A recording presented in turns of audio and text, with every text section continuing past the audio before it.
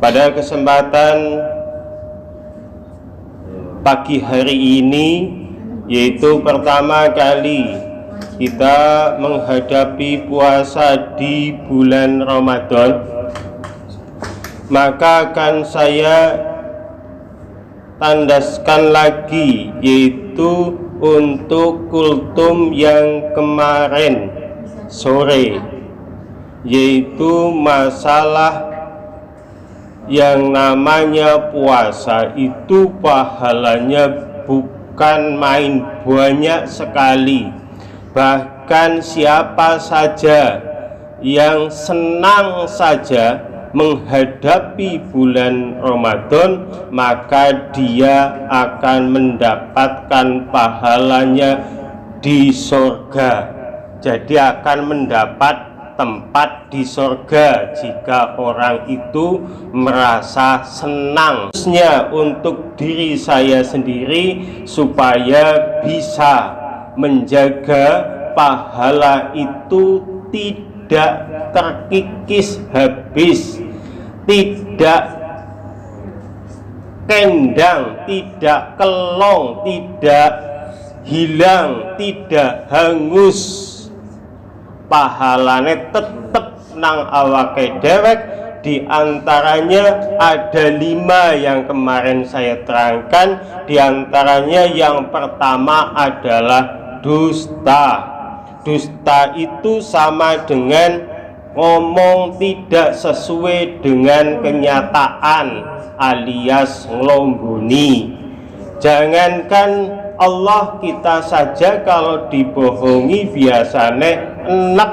Maka siapa yang berbohong di bulan puasa, maka pahalanya akan hangus dan Allah tidak akan memberi pahala sedikit pun. Puasane sah, tapi ora uli apa-apa kecuali lapar dan haus saja. Barang siapa yang tidak meninggalkan perkataan dusta, maka Allah tidak butuh dari rasa lapar dan haus yang ditahan kita semua. Hadis riwayat Bukhari. Jadi memang berat kalau kita berpuasa, bukan hanya mohon maaf, bukan hanya tidak makan dan tidak minum. Kalau tidak makan tidak minum si gampang pedus bisa dicekel disukna nanggon kandang, ora kon mangan, ora kon minum ya bisa. Tapi kita karena banyak sekali janji Allah, diantaranya adalah disediakan surga, maka banyak yang harus ditahan. Diantaranya adalah yang pertama adalah berkata dusta.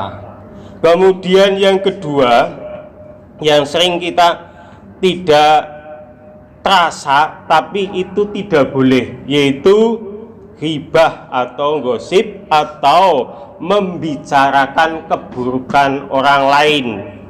Membicarakan keburukan orang lain ini sangat sering dilakukan oleh kita semua, terutama mungkin pada ibu-ibu atau mungkin bapak-bapak sama.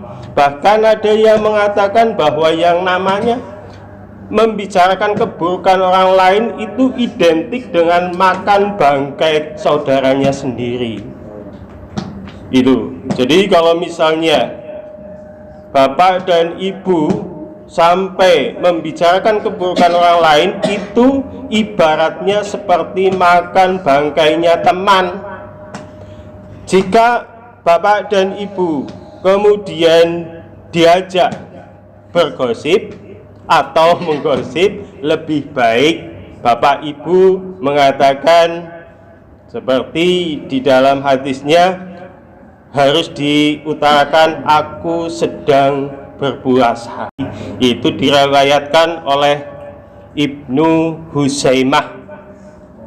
Jadi memang ada dasarnya jika bapak dan ibu kemudian membicarakan orang lain, kejelekan orang lain, harusnya mengatakan aku sedang berpuasa, yaitu hadis Nabi yang diriwayatkan oleh Ibnu Huzaimah. Kemudian yang ketiga adalah adu domba atau fitnah. Itu memang tidak diperbolehkan.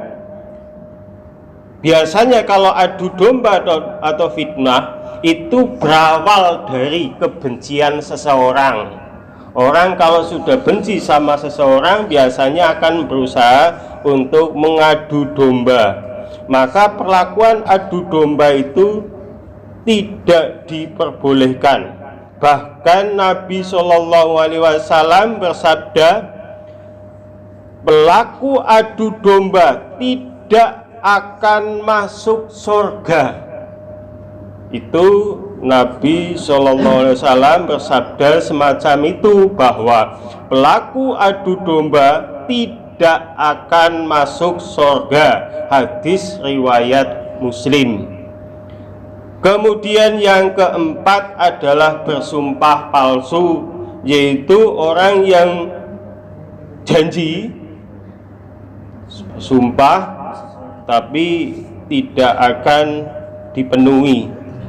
Bahkan di dalam Al-Quran pun diterangkan dalam surat Al-Imran bahwa sesungguhnya seseorang yang menukar janji dengan Allah dan sumpah-sumpah, maka dengan harga yang sedikit mereka tidak akan mendapatkan pahala di akhirat, dan Allah tidak akan berkata-kata dengan mereka dan tidak akan melihat mereka pada hari kiamat, dan tidak akan mencuci mereka.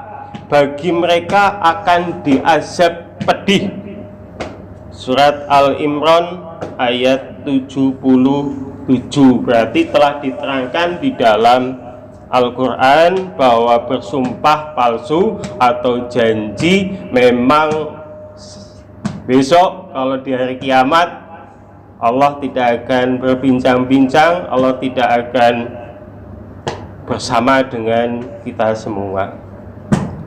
Kemudian yang terakhir yaitu yang kelima, bahwa kita diharapkan kalau bisa mewajibkan kita, karena supaya kita mendapatkan pahala tidak terkikis habis, diantaranya adalah memelihara mata. Memelihara mata dalam hal ini adalah melihat lain jenis. Lain jenis ya hanya melihat selintas saja, jangan sampai dengan syahwat. Karena Nabi Shallallahu Alaihi Wasallam bersabda, pandangan merupakan salah satu anak panah iblis. Hadis riwayat Hakim dan Tabrani. Jadi memang satu diantaranya adalah pandangan yang ke lain jenis yang harus kita tahan. Jadi ada 5 yang saya sampaikan, dan di sini untuk menguatkan saya dan Bapak dan Ibu semua jamaah Mushola Al-Hidayah, mari kita dapatkan untuk menjadi orang yang takwa. Seperti dalam Al-Quran diterangkan, ini hanya kepada orang yang beriman saja, yaitu ya ayyuhalladzina amanu kutiba alaikumusyamu kama kutiba alal ladzina min qablikum, bahwa kita berpuasa diwajibkan oleh orang-orang semua yang beriman saja, berpuasa seperti orang-orang sebelum kita semua.